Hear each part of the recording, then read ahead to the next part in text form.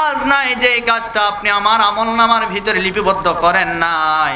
দুনিয়াতে বেনামাজি ছিলাম, আমলনামার ভিতরে দেখি বেনামাজির গুনাহ আছে। দুনিয়াতে আমরা মিথ্যা কথা বলতাম, আমলনামার ভিতরে দেখি মিথ্যা কথা আছে। এরপরে দুনিয়ার জমিনে আমরা সুদ খেয়েছি, ঘুষ খেয়েছি, আমরা ভালো ভালো কাজ করতাম না, সব কিছু আছে। কিন্তু রব্বুল আলামিন আপনার ফেরেশতারা এগুলি মনে হয় বানায়া বানায় তৈরি করে নিজের থেকে লিখেছে, আমরা এগুলি করি নাই। কি বলবে? হ্যাঁ, ওখানেও মিথ্যা কথা। এইরকম গাদ্দারি আল্লাহর সামনেও করবে। বলেন তো, আল্লাহর প্রমাণ করার আর কোনো জিনিস আছে না নাই? আছে। কি জিনিস? আল্লাহ রাব্বুল আলামিন কিয়ামতের ময়দানে প্রত্যেকটা মানুষদেরকে আমলনামা দেওয়ার পরে জাহান্নামের গাদ্দারেরা যখন আমলনামা পাওয়ার পরে এই কথা বলবেন, আল্লাহ বলবেন আমলনামা দে। আল্লাহ আমলনামা কেড়ে নেবেন। নেওয়ার পরে বলবেন, বান্দারে আজকে তোকে আমলনামা দেখে কথা বলা লাগবে না, আজকে তোর মুখটা আমি বন্ধ করে দিলাম। মুখটা বন্ধ করে দেওয়ার পরে রব্বুল আলামিন সূরা ইয়াসিনের ভিতরে সুন্দর করে জানাই দিয়েছেন, বান্দা আজকে তোর হাত কথা বলবে, আজকে তোর পা কথা বলবে, আজকে তোর হাত কথা বলবে, আজকে তোর পা কথা বলবে। হাতের জবান খুলে যাবে, পায়ের জবানটা খুলে যাবে। তখন আল্লাহকে ডাক দিয়ে বলবেন, রব্বুল আলামিন আপনি হাত দিয়েছিলেন ভালো ভালো কাজ করার জন্য, কিন্তু এই হাত ভালো কোনো কাজে ব্যবহার করে নাই। এই হাতটা অন্যায় অপকর্ম যে কাজগুলি হয় সেই কাজগুলিতে বারবার আপনার এই বান্দা ব্যবহার করেছে। হাতগুলি যখন অন্যায় কোনো কাজে ব্যবহার করবেন, কিয়ামতের ময়দানে সাক্ষী দিবে। এরপরে পা দ্বারা আপনি কোন কোন কাজ করেছেন, পা দ্বারা কিয়ামতের ময়দানে পা কিন্তু আপনার বিপক্ষে চলে যাবে। এমনকি আপনার শরীরের যে চামড়া আছে এই চামড়া পর্যন্ত আপনার বিপক্ষে চলে যাবে। চামড়া ডাক দিয়ে বলবেন, রব্বুল আলামিন আপনার বান্দাকে আপনি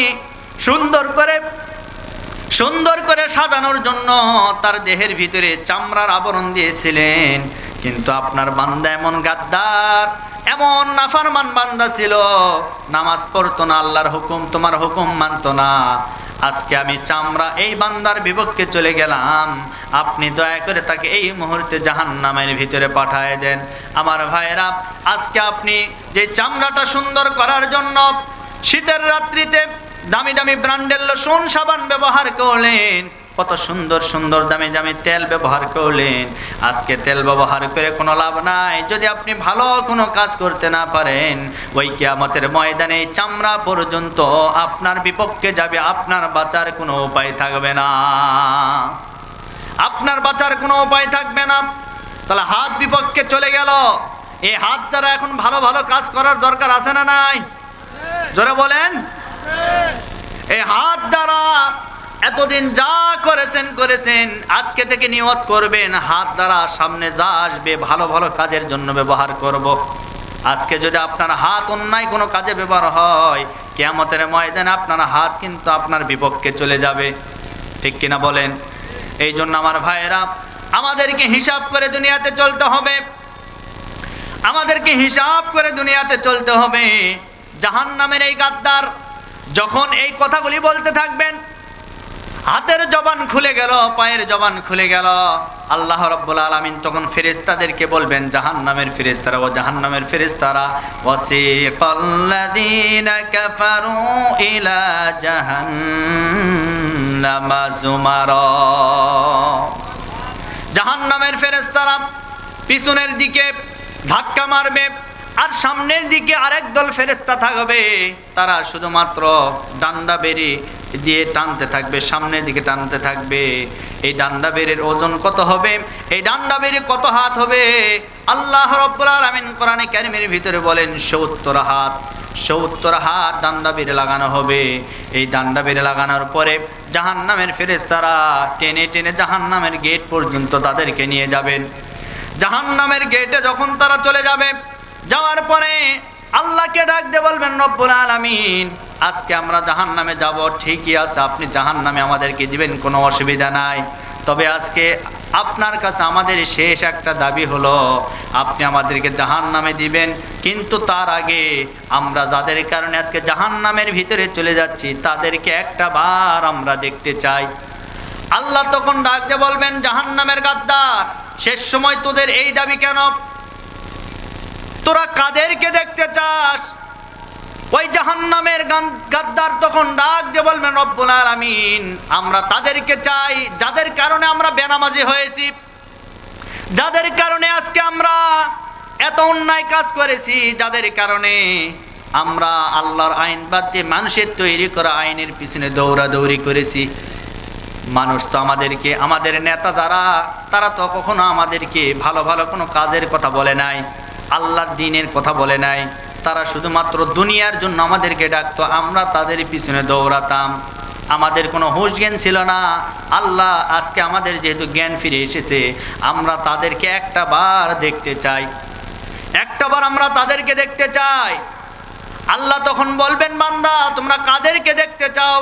বান্দারা তখন বলবেন, ওই সমস্ত নেতাদেরকে আমরা দেখতে চাই যারা দুনিয়াতে আমাদেরকে গুমরাহির পথে ব্যবহার করেছে।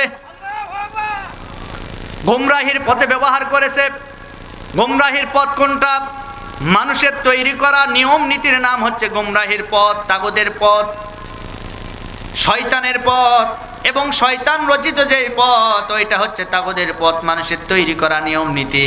ওই নিয়ম নীতির দিকে আজ আমার সমাজের কিছু কিছু মানুষেরা তাদেরকে ওই দিকে আহ্বান করে।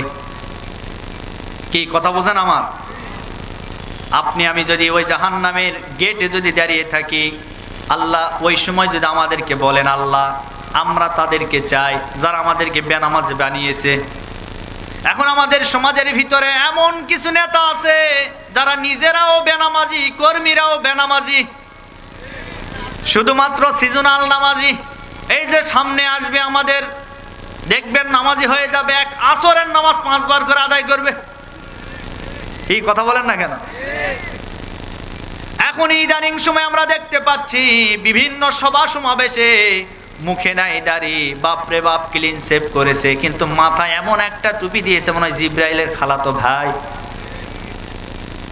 এমন একটা টুপি ব্যবহার করে আজকে দেখবেন আলেম ওলামার সামনে গিয়ে বলছেন, কি বলছেন জানেন? অমুক নেতা আমাদের জাতীয় ইমাম।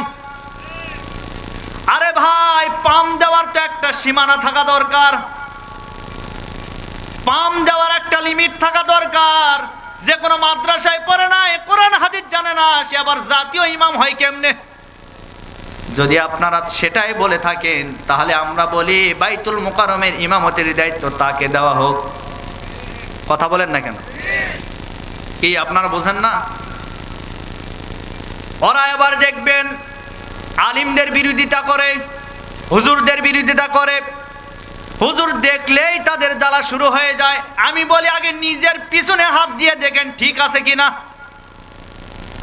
কি একটা গল্প মনে পড়ে গেল, বলবো? এক ব্যক্তি স্বপ্ন দেখতেছে, স্বপ্ন দেখতে দেখতে প্রথম আসমানে উঠে গেছে। প্রথম আসমানে যাওয়ার পরে সে এখন চিন্তা করে, বাপরে বাপ, উপরে তো বিশাল ফাঁকা জায়গা, দেখি তো ফাঁকা জায়গায় হাত দিয়ে দেখি ওর ভিতরে আছে কি। স্বপ্নে দেখে যেই না উপরে হাত দিয়েছে, দেওয়ার পরে লাগছে হাতে চাপা লাগছে। এমন সময় তার ঘুম ভেঙে গেছে। ঘুম ভাঙ্গার পরে সে তাকিয়ে দেখে তার পিছনের রাস্তায় হাত ঢুকে গেছে। বুঝেন না আমার কথা? তো এই জন্য অন্যের সমালোচনা করতে গিয়ে, অন্যের দোষ ধরতে গিয়ে আমরা নিজেরাই কিন্তু বিপদে পড়ে আছি।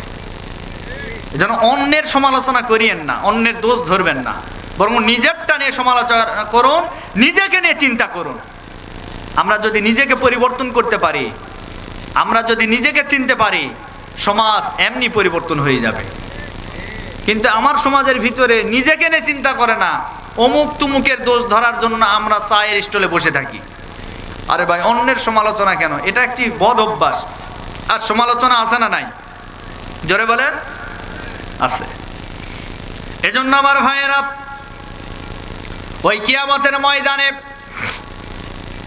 আল্লাহ রাব্বুল আলামিন জাহান্নামের বান্দা বান্দীদেরকে যখন গেটে যখন দাঁড় করিয়ে রাখবেন, তখন তারা বলবে, আল্লাহ, আমরা ওই সমস্ত নেতাদেরকে দেখতে চাই যারা আমাদেরকে গুমরাহির পথে পরিচালনা করেছে, যারা আমাদেরকে বেনামাজে বানিয়েছে, যারা আমাদেরকে রাস্তায় মিটিং মিছিল করিয়েছে, কিন্তু ওই মিটিং মিছিলের ভিতরে কোনো ইসলামের আন্দোলনের কোনো কিছুই ছিল না। ওই সমস্ত নেতাদেরকে দেখতে চাই। নেতাদেরকে আবার সামনে ডাকা হবে, নেতারা সামনে চলে আসবে। আসার পরে কর্মীরা ডাক দিয়ে বলবেন, নেতাজি, এতদিন পর্যন্ত তোমার খোঁজ খবর নাই, কত মহা বিপদে ছিলাম, কিয়ামতের ময়দান পার করে জাহান্নামের দরজার সামনে এসেছি, এতক্ষণ তুমি কোথায় ছিলে? বলে, আমি আমার চিন্তায় ছিলাম, তোমাদের খোঁজ করব কি, আমি আমার টেনশনে ছিলাম।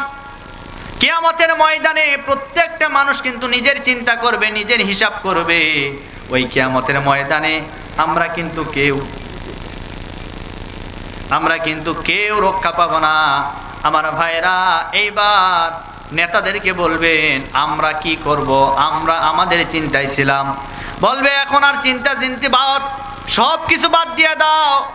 এইবার নেতাকে ওই জায়গায় উপর করে, নেতার পেটের উপরে কর্মীরা পা দিয়ে জাহান্নামের ভিতরে চলে যাবে। নেতাদেরকেও জাহান্নামে পাঠানো হবে, কর্মীদেরকেও জাহান্নামে পাঠানো হবে, শুধুমাত্র এই দুনিয়ার জমিনে ইসলাম না মানার জন্য। কথা বলেন ঠিক কিনা? আর যদি আমরা ইসলাম মানতাম, ইসলাম অনুযায়ী যদি নিজে আমল করতাম, আর অন্যজনকে যদি আমলের কথা বলতাম, তাহলে ওই জাহান্নামের ভিতরে পড়া লাগবে না, ওই জাহান্নামে যাওয়া লাগবে না। বরং জাহান্নামে যারাই যাবে, জাহান্নামের গর্জন এমন হবে, জাহান্নাম ভীতিকর অবস্থায় তৈরি হয়ে যাবে। আল্লাহর নবী বলেন, জাহান্নাম এত গভীর হবে, 70 বছর পর্যন্ত লেগে যাবে। উপর থেকে কেউ যদি একটা পাথর ছুঁড়ে মারে, ওই পাথরটা জাহান্নামে তলদেশে স্পর্শ করতে প্রায় 70 বছর সময় লেগে যাবে। এত জাহান্নামের গভীরতা হবে। তবে এই জাহান্নামের কয়েকটা স্তর থাকবে। ওই স্তরের ভিতরে কাফেররা এক স্তরে থাকবে, এরপরে মুশরিকরা আরেক স্তরে থাকবে, আরেক স্তরে মুনাফিকরা থাকবে। আমার ভাইরা, এই মুনাফিকরা কিন্তু কাফেরদের ভিতর তৈরি হয় না, মুনাফিকরা কিন্তু মুশরিকদের ভিতরে তৈরি হয় না। মুনাফিকরা কেবলমাত্র শুধুমাত্র তৈরি হয় নামধারী মুসলমানদের ভিতরে। আপনি দেখবেন সমাজের ভিতরে মুখে দাঁড়িয়ে আছে, মাথায় টুপি আছে, কিন্তু ইসলামের লেবাস পরলে হবে কি ও টাটকা মুনাফিক। উপরে উপরে আপনার সাথে থাকবে, আপনাকে ভালো ভালো কথা বলবে, ভালো ভালো কাজের কথা বলবে, কিন্তু গোপনে গোপনে ইসলামের বিরোধিতা করে। এর নাম হচ্ছে মুনাফিক। আল্লাহ রাব্বুল আলামিন বলেন, কাফের হয়ে মারা গেলে জাহান্নামে যাওয়ার একটা স্তর আছে, মুশরিক হয়ে মারা গেলে জাহান্নামে যাওয়ার একটা স্তর আছে। কিন্তু যারা মুনাফিকের রোগ নিয়ে দুনিয়া থেকে বিদায় নিয়ে চলে যাবে, তাদের কোনো স্তর নাই। রব্বুল আলামিন বলেন, ইন্নাল মুনাফিকিনা ফিদ-দারকিল আসফালি মিনান নার, তারা জাহান্নামের নিম্ন স্তরে অবস্থান করবে। আমার ভাইরা, এজন্য আমি আপনাদেরকে বলি, হয় মুমিন হন না হয় কাফের হন, মাঝখানে মুনাফিক হওয়া যাবে না। মুনাফিক হয়ে মারা গেলে যাওয়া লাগবে কোথায়? জাহান্নামে তো যাওয়া লাগবে, কিন্তু জাহান্নামের নিম্ন স্তরে। ইন্নাল মুনাফিকিনা ফিদ-দারকিল আসফালি মিনান নার, একেবারে নিম্ন স্তরে থাকা লাগবে। মুনাফিকদের একজন সর্দার ছিল, তার নাম ছিল আব্দুল্লাহ বিন উবাই। নাম কি বলেন? আমাদের সমাজে কিছু মুনাফিক মারা যায়, জানাজার নামাজে উপস্থিতি আমরা জান্নাতের একেবারে 7 মাথায় রেখে আসি। কি কথা বোঝেন নাই? দোয়া করে দিই, ভাই অমুক ভাই কেমন ছিল? আরে বাপ রে বাপ, দানশীল ছিল, দানবীর ছিল, ভালো মানুষ ছিল, নামাজ নাই, নামাজ কোনো কাজা নাই, ভালো ভালো কাজ করেছে, সব ঠিক আছে, কিন্তু ইসলামে আন্দোলন করে নাই। আপনি যতই যা কিছু করেন, আপনি যদি ইসলামে আন্দোলন না করেন, আপনি নিশ্চয় মুনাফিক হয়ে মারা যাবেন। বুখারী শরীফের একটি হাদিস, আল্লাহর নবীর আদর্শ বাদ দিয়ে কেউ যদি মূসা নবীর আদর্শ মানে, ওই ব্যক্তিটা মুমিন হয়ে মারা যেতে পারে না, ওই ব্যক্তিটাও মুনাফিক হয়ে মারা যাবে।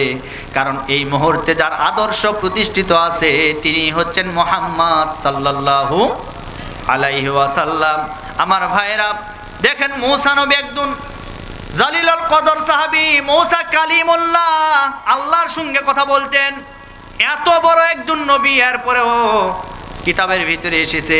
এই সময় যদি আল্লাহর নবীর আদর্শ বাদ দিয়ে কেউ যদি মূসা নবীর আদর্শ মেনে দুনিয়াতে আমল করে, সে সরাসরি আল্লাহর জাহান্নামের ভিতরে প্রবেশ করবে। বলে নাউযুবিল্লাহ। লিল্লাহে তাকবীর, লিল্লাহে তাকবীর। প্রধান বক্তার আগমন, প্রধান বক্তার আগমন। লিল্লাহে তাকবীর।